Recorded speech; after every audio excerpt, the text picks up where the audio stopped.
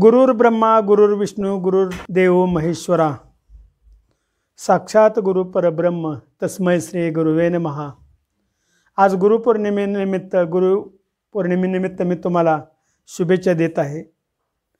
कारण गुरुचं महत्त्व भारतीय संस्कृतीमध्ये अपार आहे आणि हे महत्त्व टिकवण्यासाठी किंवा वाढवण्यासाठी आपल्याला गुरुची साथ हवी असते।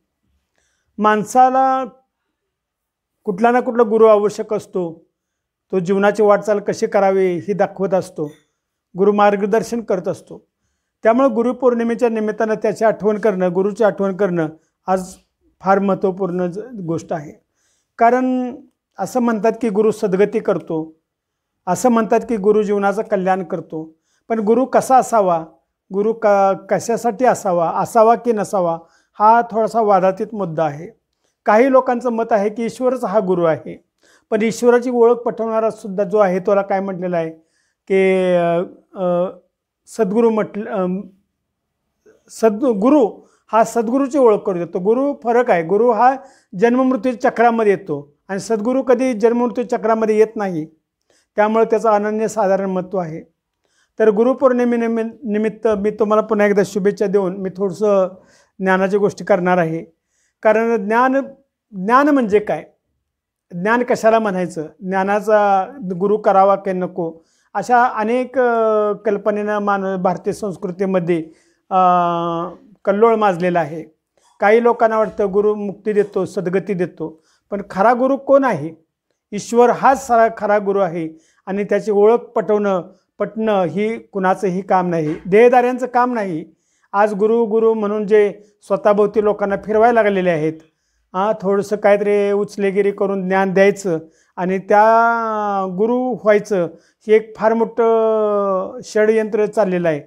तर ही जी मानसिकता आहे, गुलामी आहे, त्या गुलामीतून जो सोडवतो त्याला सद्गुरू म्हटलेलं आहे। सद्गुरूची ओळख ही मानवाला झालेली नाही, कारण सद्गुरू हा स्वतः येऊन आपल्याला काय करत असतो, आपली ओळख करून देत असतो। तर गुरुपौर्णिमेनिमित्त एक चांगला जीवनाला गुरु असावा, नाहीतर जीवनात त्या अकल्याण होतं। आता गुरु करावा की नको, कारण आज असं झालेलं आहे की प्रत्येक जण गुरु करतो, पण तो गुरु काय करतो, थोडे दिवस त्या गुरुचं गुणवैशिष्ट्य बघतो आणि त्याच्या पाठीमागे लागतो, त्याच्या गुरु म्हणून त्याला भजत राहतो। पण ज्या वेळेला त्याच्या नजरेमध्ये त्या गुरुच्या चुका येतात त्यावेळेला त्या गुरुवरची श्रद्धा कमी होते आणि ही श्रद्धा कमी झाल्यानंतर त्या गुरुचं काही महत्त्व राहत नाही। तर गुरुपौर्णिमेचं वैशिष्ट्य काय आहे की गुरु कसा असावा? ईश्वरच हा आपला गुरु आहे आणि ईश्वराला ओळखायचं कसं? ईश्वराबद्दल अनेक पोथी पुराणं वेदशास्त्र यामध्ये त्याची महिमा भरपूर केलेली आहे। पण अजून गुरु आपल्या हातापासून लांबच आहे, कारण असं अजून वाटत नाही की आम्हाला की ह्या जीवनामध्ये जे गुरुकडून अपेक्षित आहे फळ ते मिळालं पाहिजे। तर गुरु काय देतो? मुक्ती आणि जीवनमुक्तीचा रस्ता दाखवतो गुरु। तर ही मुक्ती माणसाला मिळते का? हा खरोखर कोड आहे। कारण का ऋषीमुनी संत महात्मे यांनी काय सांगितलं की नेती सांगितलेलं आहे, म्हणजे आम्हाला त्याचा काय थांगपत्ता लागलेला नाही, त्याने हात वर केलेला आहे की बाबा हे आमचं काम नव्हे। तर असं ही जी आध्यात्मिक खोली आहे ती जर जाणायची असेल तर आपलं अधिष्ठान जे आहे विष्णूचं आणि शिवलिंग, ह्या दोन गोष्टीभोवती आपलं ज्ञान फिरत राहतं। कारण शिवलिंग हे शिवाचं महत्त्व सांगणार आहे। विष्णू हा 4 भुजाधारी दाखवलेला आहे, चक्र आहे, पद्म आहे, गदा आहे आणि कमल आहे। खरोखर हे विष्णूची पूजा ही विष्णूलाच खरं गुरु मानलं पाहिजे। पण आता काय झालं, देहधारी गुरुंनी काय केलेलं आहे, लुटालूट केलेली आहे। आमच्या नजरेसमोर कुठला देहधारी गुरु होऊ शकत नाही, कारण त्याला पण जन्म देणारा कोणता आहे त्याला तो न वाचून कुठलं तर आपल्याला सांगत असतो, पण खरा सद्गुरू आहे तो काय वाचून सांगत नाही। त्यामुळं तो जन्ममृत्यूच्या चक्रामधून सोडवणारा असा जो गुरु आहे, शिवलिंग म्हणतो त्याला आपण, त्याच्या जवळ जाणं, त्याचं पूजा अर्चा करणं, त्याची महिमा गाणं हे परम कर्तव्य आहे। कारण जीवनामध्ये माणसाला ऐहिक सुख आणि भौतिक सुख या दोन गोष्टीची उणीव आहे। भौतिक सुखाची रेलचेल झाल्या, पण ऐहिक सुख, ज्या अतींद्रिय सुख म्हणतो, त्या सुखाची प्राप्ती न झाल्यामुळं माणसं ह्या देवाला त्या देवाला असं भटकत राहतात आणि नुसता शोध चालू आहे.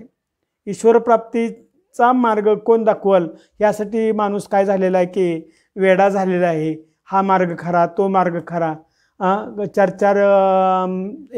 2-4 वर्ष कुठल्या तरी गुरुची एखाद्या महिमा होते, त्याच्या मागं समाज लागतो आणि परत आणखीन हाय ती स्थिती, म्हणजे समाजामध्ये सुधारणा होत नाही. का होत नाही तर गुरु खरा कशा कुणाला म्हणायचं हेच अजून आपल्याला कळलेलं नाही. गुरु ही ईश्वर आहे. ईश्वर काय म्हणतो की गीतेमध्ये सांगितले आहे की यदा यदा ये धर्मश्च, ज्या ज्या वेळेला धर्माला ग्लानी येते, म्हणजे आता धर्माला ग्लानीच आलेली आहे, अधर्माचंच राज्य चालू आहे आणि ईश्वराचं आगमन पण झालेलं आहे. पण आपल्या मूळ बुद्धीला ते कळत नाही की ईश्वर आलेला आहे, कसा येतो, त्याचं गुप्त कार्य कसं चालू आहे हे आपल्याला समजत नाही. ईश्वर ठाई पदोपदी माणसाला जागृत करण्याचा प्रयत्न करत असतो, पण माणूस भरकटत चाललेला आहे. पण देवी देवतांच्या पूजेमध्ये अडकलेला आहे, तामसी पूजेमध्ये अडकलेला आहे किंवा भूताखेतांच्या पूजेमध्ये अडकलेला आहे. माझं एवढं काम होऊ दे, माझं एवढं. पण जीवनाचं रहस्य काय आहे, जन्ममृत्यूच्या चक्रामधून सोडवणारा कोण आहे, त्याची ओळख पटल्याशिवाय आपल्याला मुक्ती आणि जीवनमुक्तीचा आनंद घेता येत नाही. एवढी सुख असतानासुद्धा, एवढी साधना असतानासुद्धा माणसाला कुठंतरी अपूर्णत्व आलेलं नाही. हे पूर्णत्व पूर्ण करण्यासाठी ईश्वर हा स्वतः येतो आणि आपली ओळख स्वतः करून देतो. कारण ईश्वराला जाणणं एवढं सोपं नाही. कितीही तपस्या केल्या, वेदाने कितीही गुणगान केलं, तर सगळ्यांनी काय केलेलं आहे, तर त्यामध्ये ज्ञानेश्वर महाराजांनी एक सुंदर ओवी टाकलेली आहे की हे ज्ञान पैगा बर्वे. हे म्हणजे कुठलं ज्ञान? बाबा ज्ञानेश्वर महाराजांनी सांगत असताना हे ज्ञान पैगा बर्वे म्हणजे जो प्राचीन राजयोग आहे, तो राजयोग शिकवण्याचं कार्य ईश्वराने येऊन ह्या सृष्टीवर केलेलं आहे आणि त्यातून नव्या सृष्टी स्थापना केलेली आहे. आणि नवीन सृष्टीची स्थापना करून तो नव्या धर्माची, नव्या जगाची त्यानं एक झेंडा रोवलेला आहे आणि ते कार्य लवकरात लवकर संपन्न होईल. आणि हे गुरुपौर्णिमेनिमित्त जे ज्ञान आहे, ज्ञान पैगा बर्वे. ज्ञान म्हणजे काय, तर आपलं स्वतःचं ज्ञान पाहिजे, परमात्म्याचं ज्ञान पाहिजे. आपण जर स्वतःला परमात्मा समजून जर वागायला लागलो तर आपल्याला कशाचं ज्ञान आहे, उद्या काय होणार आहे हे सुद्धा आपल्याला माहीत नाही. परमात्मा तर त्रिकालदर्शी आहे, तिने काळाचा तो जाणणार आहे, तो सगळ्यांचा हित करता आहे, सगळ्यांचा विश्वाचं कल्याण. आपल्याला आपलं कल्याण करता येईना आणि विश्वाचं केव्हा कल्याण करता येत. म्हणून आत्मा आणि परमात्मा ह्या दोन गोष्टी जर आपण विचारात घेतल्या, आत्मा व्हॉट इज दिस आत्मा, आत्मा कुठं राहते हे सुद्धा माहीत नाही. दोन्ही डोळ्याच्या भ्रकुटीमध्ये आत्मा हे राहत असते, त्याला शास्त्रानं आज्ञाचक्र म्हणून नाव दिलेलं आहे. आणि हे आज्ञाचक्र जागृत झालं की ते 5 तत्वांना सुद्धा इशारा देऊ शकतं. ज्ञानेश्वर महाराजांचे सगळे चक्र चालू होती, त्यामुळे त्यांनी दगडाची सुद्धा भिंत चालवली. आज लोकांना अशक्य वाटतं, आज लोक गर्दी जरूर करतात, पण त्यातला एकही माणूस अजून दगडाची भिंत चालवू शकत नाही. आणि आज मुखामध्ये प्रत्येकाच्या रामकृष्ण हरी रामकृष्ण हरी देवी देवतांची नावं आली, चांगली गोष्ट आहे. असाच भक्तिभाव वाढत राहावा आणि गुरुची महिमा, गुरुची कर्तव्य किंवा गुरुविषयी कळकळ असायला पाहिजे. कारण गुरु हा मार्ग दाखवणारा आहे, मार्गावरून चालवणारा आहे. आणि म्हणून गुरुपौर्णिमेचं महत्त्व इतर सणापेक्षा अनन्यसाधारण महत्त्व आहे. कारण का तर आज माणसाची बुद्धी काय झालेली आहे, तोकडी झालेली आहे, स्वार्थी झालेली आहे किंवा स्वतःचं ज्ञान नसल्यामुळं त्याला गुरुची अपेक्षा वाटत असते. ज्या माणसाला ह्या ज्ञान प्राप्त होतं त्या माणसाला कुठल्याही गुरु करण्याची दरकार नाही. तो स्वतःचाच गुरु आहे. आणि हे जोपर्यंत त्याला समजत नाही तोपर्यंत कोणाच्याही मागं भटकत राहणार आणि त्याला ते ध्येयधारी गुरु फसवत राहणार. कारण असे उदाहरणं घडलेले आहेत की ध्येयधारी गुरूंनी जनतेची लुबाडणूक केलेली आहे, काहीतरी रिद्धिसिद्धी प्राप्त करून समाजापुढं काहीतरी मी ही करतो, मी ती करतो असं सांगून होत नाही असं नाही. जर आज्ञाचक्र चालू झालं तर आपण जो इशारा देऊ ते परमात्म्याला कार्य करावं लागतं. पण परमात्मा कधी कार्य करतो तर परमात्म्याचा ना आपला संबंध जोडला पाहिजे. ते संबंध जोडण्याचं काम गुरुचं असतं आणि तो जर संबंध जोडत नसेल तर त्याला गुरु म्हणता येणार नाही. कारण का तर आज गुरुच्या नावाखाली जी भोंदगिरी चाललेली आहे, गुरुच्या नावाखाली जो भ्रष्टाचार चाललेला आहे तो मुळामध्ये आपल्या भक्तिमार्गामधला संपला पाहिजे. तरच भक्तिमार्गाची पताका असं चमकत राहील या विश्वामध्ये. भक्तिमार्गातून काहीतरी आदर्श घेतला जाईल, नाहीतर मग भक्तिमार्ग नुसताच एक पोरखेळ होऊन जाईल. कारण का तर आज अशी अशी परिस्थिती निर्माण झालेली आहे. बाह्य परिस्थिती बघितली तर भक्तिमार्गासारखं असं झगमगाट कुठंच नाही, भक्तिमार्गासारखा भपका कुठंच नाही. पण प्राप्ती म्हटलं किंवा अधोगती म्हटलं तर जीवनाची प्रत्येकाच्या जीवनाची अधोगती व्हायला लागलेली आहे. आणि ही अधोगती रोखण्यासाठी ह्या गुरुची आवश्यकता आहे. फार कमी तुम्हाला गुरु लोक भेटतील. गुरु श्रद्धा असावी, पण त्या सद्गुरूवर असावी, तो सद्गुरूला जाणणारा असावा. अन्यथा त्या गुरु करण्याचा काय अर्थ राहणार नाही. कारण गुरुपौर्णिमा ही आत्मकल्याणासाठी आहे, स्वतःच्या जीवनाच्या उद्धारासाठी आहे. आणि हे जोपर्यंत आपल्याला कळत नाही तोपर्यंत आपण अज्ञानाच्या झोपेमध्येच राहणार आहे.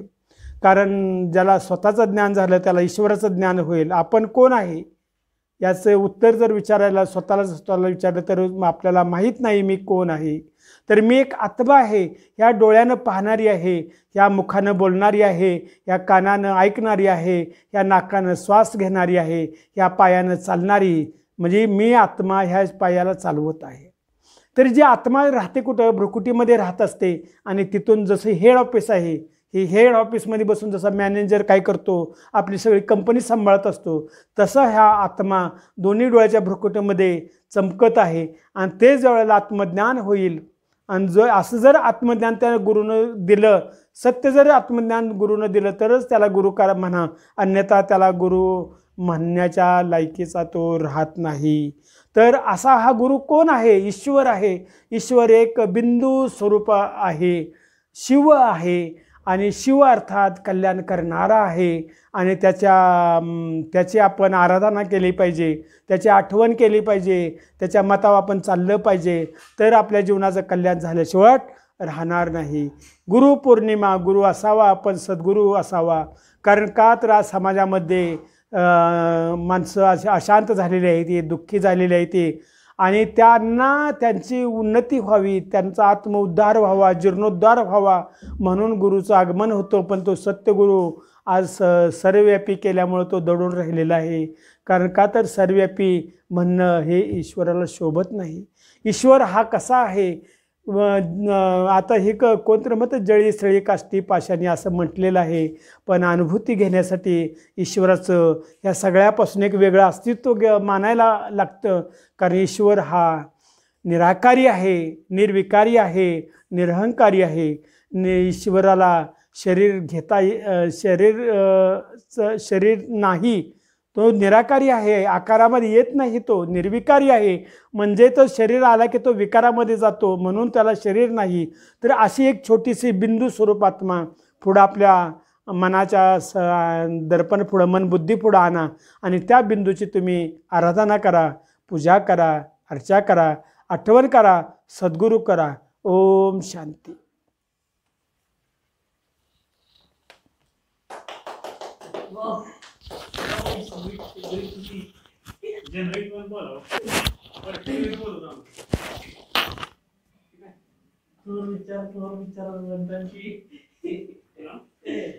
दीपक